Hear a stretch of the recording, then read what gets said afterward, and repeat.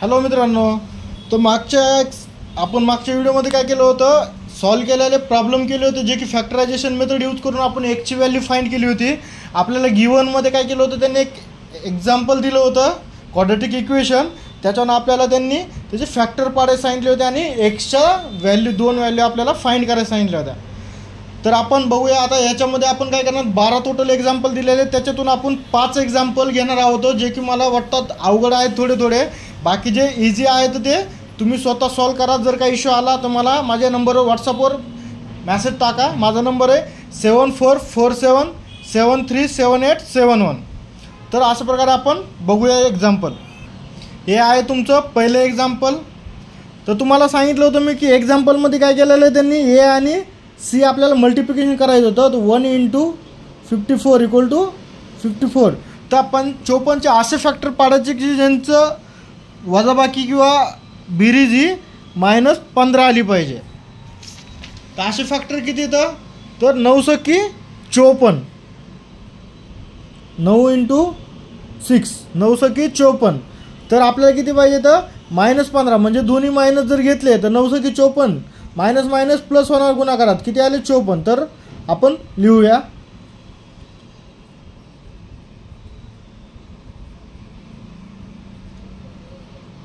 तर x² - 9x - 6x + 54 = 0. तर याच्यामध्ये आपण काय करू, x कॉमन घेऊ. तर x - 9 मायनस त्याच्यामध्ये आपल्याला काय करायचं आहे, 6 कॉमन काढूत आपण. 6 इन ब्रॅकेट x - 9 = 0. हे कॉमन साईडला काढूत. x - 9 राहिलेले एका ब्रॅकेटमध्ये टाकूत. x - 6 = 0. तर x = 9, सॉरी टोटलच घेतो मी डायरेक्ट. x - 9 = 0 and x - 6 = 0. तर x इकडे गेला मायनसचं प्लस होईल 9 अँड x = 6. ह्या झाल्या तुमच्या 2 व्हॅल्यू. तर नेक्स्ट घेऊत आपण क्वेश्चन बी. 6√3 x² + 7x = √3. रिअरेंज करून घेऊ आपण याला. 6√3 x² + 7x - √3 = 0. तर a × b करू. तर सॉरी 6√3 × -√3 = 6 × -3.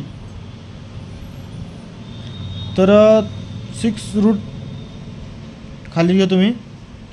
6√3 × -√3. तर 6 × -3 = 18. तर हे जे असे फॅक्टर पाडायचे ज्यांची ॲडिशन 7 आली पाहिजे. तर त्याची ॲडिशन आहे 9 × 2. तर सेम उदाहरण असं आपण मागच्या व्हिडिओमध्ये घेतलं होतं, त्याच प्रकारचं उदाहरण आहे. तर तुम्ही ते कॉपी करून बघा. त्याच्यामध्ये काय केलं होतं आपण, इथं 9 आणि 2, तर +9 आणि -9 आणि 2. तर ते फॅक्टर पाडून घेतले होते. त्याच्यानंतर आपण 9ला रिअरेंज केलं होतं. तर जर काही इश्यू असेल तुम्ही सॉल्व करून बघा. जर काय प्रॉब्लेम आला तर मागचा व्हिडिओ बघून घ्या, त्याच्यामध्ये तुम्हाला हा पूर्णपणे एक्सप्लेन केलेला आहे. घेऊया नेक्स्ट प्रॉब्लेम घेऊ. तर ह्यामध्ये काय, ए किती आहे 2 × सी काय 1/2. तर 2 × 2 राहायला 1. असं एक हे घ्यायचं ज्याची की वजाबाकी -2 आली पाहिजे.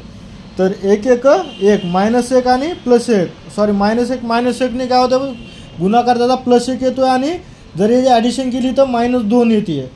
तर त्याला आपण मांडूया. 2x² - x + 1/2 = 0. तर ह्यात कॉमन x घेऊ. तर x कॉमन घेऊ. तर 2x - 1, तर 2x² - x. याच्यामध्ये बी आपण काय करू, तर 1/2 कॉमन घेऊ तर मायनस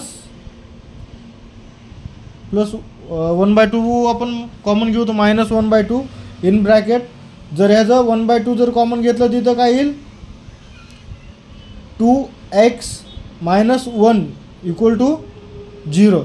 इथं बघा ह्याला जर आपण जर मल्टिप्लाय केलं 1/2 इंटू 2xने जर मल्टिप्लाय केलं तर 2 कॅन्सल होऊन काय होतं x मायनस x येणार मायनस 1/2ने. म्हणजे आपल्याला हे पाहिजे.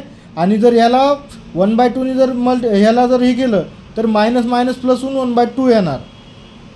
तर ह्याच्यामध्ये आपण हे कॉमन टर्म सेपरेट करू तर 2x मायनस 1 राहिलेली टर्म घेऊ x minus 1/2 equal to 0. Separate करू 2x minus 1 equal to 0 x minus 1/2 equal to 0. तर x इक्वल टू मायनस 1 इकडे आला प्लस 1 डिवायडेड बाय इंटू इथे डिवाइड होईल अँड x इक्वल टू मायनसचं इकडे काय होईल plus 1/2.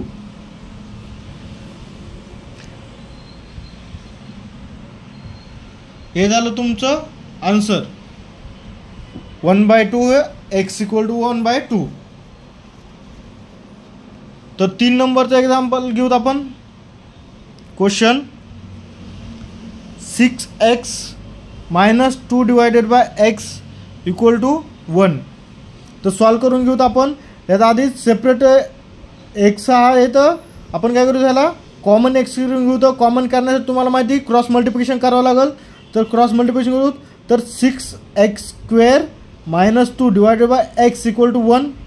6x square minus 2 equal to हा डिवाइडच्या इकडे आला मल्टिप्लाय x इंटू 1 काय होणार x हा इकडे प्लस इकडे आला मायनस होईल 6x square minus x minus 2 equal to 0. हे झालं आपल्या इक्वेशन फॉर्मॅटमध्ये. तर तुम्हाला माहिती फॅक्टरायझेशनसाठी काय a म्हणजे किती 6 इंटू c काय मायनस 2 म्हणजे साईदुनी मायनस 12. तर ह्याची असं मल्टिप्लिकेशन करायचं जेणेकरून ह्याची ॲडिशन मायनस 1 आली पाहिजे. तर 4 त्रिक 12. तर 4 त्रिक तर आपल्याला काय पाहिजे मायनस 1 म्हणजे मोठी संख्या मायनस केली तर 4 त्रिक 12 मायनस 4 गुणिले प्लस 3 काय होणार मायनस 12. तर 6x square minus 4x plus 3x minus 2 equal to 0. ह्यातून कॉमन घेऊ 2. जर 2x कॉमन घेतला तर किती होते 3x मायनस 2. तर इथं आपण काय करू तर प्लस 1 कॉमन काढू तर plus 1 in bracket 3x minus 2 equal to 0. तर 3x मायनस 2 कॉमन घेऊ तर हे ब्रॅकेट राहिलेलं आपण 2x plus 1 equal to 0. Term आपण सेपरेट करून घेऊ 3x minus 2 equal to 0 2x plus 1 equal to 0. तर 3x equal to 2 2x equal to minus 1.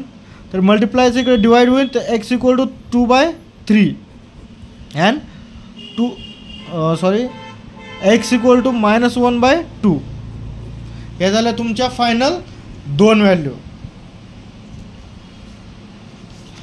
तर बाकी बी प्रॉब्लेम याच पद्धतीने सॉल्व करायचे आहेत. काही इश्यू आला तर मागच्या व्हिडिओमध्ये मी माझा नंबर दिलेला आहे तर ते बघून सॉल्व करा. भेटूया आपण नेक्स्ट लेक्चरमध्ये. थँक्यू.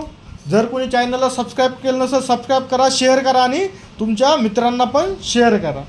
धन्यवाद.